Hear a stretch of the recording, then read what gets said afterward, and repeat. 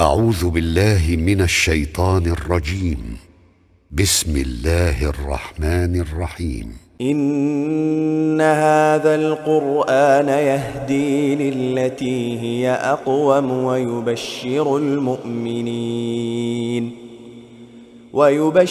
المؤمنين الذين يعملون الصالحات أن لهم أجرا كبيرا، وأن الذين لا يؤمنون بالآخرة أعتدنا لهم عذابا أليما.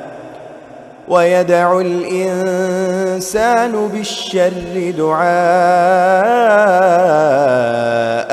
بالخير، وكان الإنسان عجولا. وجعلنا الليل والنهار آيتين فمحونا آية الليل وجعلنا آية النهار مبصرة لتبتغوا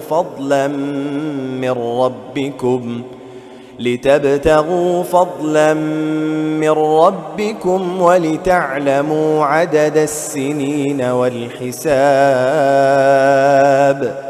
وكل شيء فصلناه تفصيلا.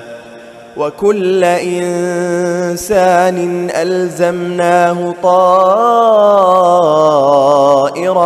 في عنقه، ونخرج له يوم القيامة كتابا يلقاه منشورا. اقرأ كتابك كفى بنفسك اليوم عليك حسيبا. من اهتدى فإنما يهتدي لنفسه، ومن ضل فإنما يضل عليها، ولا تزر وازرة وزر أخرى، وما كنا معذبين حتى نبعث رسولا.